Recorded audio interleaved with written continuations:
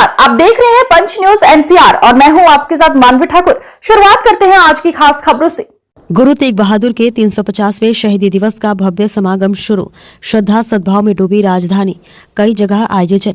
राजधानी में पहली बार इतने बड़े स्तर पर आयोजित यह समागम श्रद्धा, इतिहास और सेवा भावना का अनूठा संगम बन गया है।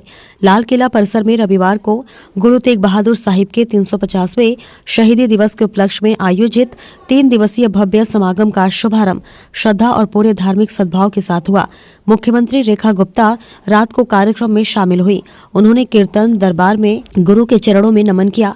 इस मौके पर उन्होंने कहा कि गुरु तेग बहादुर का जीवन अत्याचार, धार्मिक असहिष्णुता और अन्याय के विरुद्ध खड़े होने की पूर्ण और जीवंत मिसाल है। वे न केवल सिख धर्म के महान गुरु थे, बल्कि संपूर्ण मानवता के संरक्षक भी थे। उन्होंने अपने प्राणों की आहुति देकर भारत की धार्मिक स्वतंत्रता की रक्षा की। दिल्ली में ऐसा भव्य कार्यक्रम पहली बार आयोजित किया जा रहा है। दिल्ली सरकार और दिल्ली सिख गुरुद्वारा प्रबंधक कमेटी की ओर से संयुक्त रूप से आयोजित इस ऐतिहासिक कार्यक्रम में देश विदेश से आए हजारों श्रद्धालु शिरकत कर रहे हैं। दिल्ली सरकार और गुरुद्वारा प्रबंधक कमेटी यह सुनिश्चित कर रही है कि श्रद्धालुओं को किसी प्रकार की असुविधा न हो। उन्होंने गुरुद्वारा प्रबंधक कमेटी कार्यक्रम से जुड़े सभी सेवकों का विशेष आभार व्यक्त किया, जिन्होंने इस आयोजन को भव्यता प्रदान करने में महत्वपूर्ण भूमिका निभाई है। इधर कैबिनेट मंत्री मनजिंदर सिंह सिरसा ने कहा कि दिल्ली में गुरु तेग बहादुर साहिब जैसी महान शहादत हुई और इसी धरती पर उनकी अमर कथा दर्ज है। लाल किला, जिसने सदियों पहले गुरु साहिब की शहादत का ऐतिहासिक क्षण देखा था, आज उसी गुरु की महिमा से फिर अलौकित हो रहा है।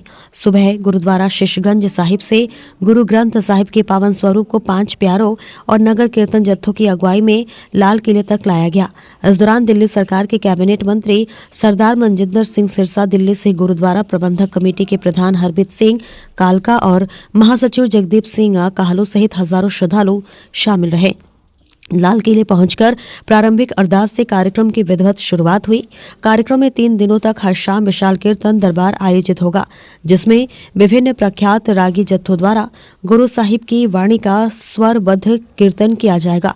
श्रद्धालुओं की भारी संख्या को देखते हुए मुख्य पंडाल में एक समय में 50,000 लोगों के बैठने की व्यवस्था की गई है।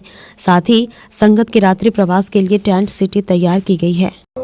ये दिल्ली का सौभाग्य है कि हम सब यहाँ पे दिल्ली में गुरु तेग बहादुर साहब के 350वें शहीदी दिवस को यहाँ पर समागम के रूप में मना पा रहे हैं और लाखों संगत यहाँ सुबह से लेके अभी रात तक लगातार गुरु साहब के चरणों में शीश नवाने के लिए यहाँ आ रही है।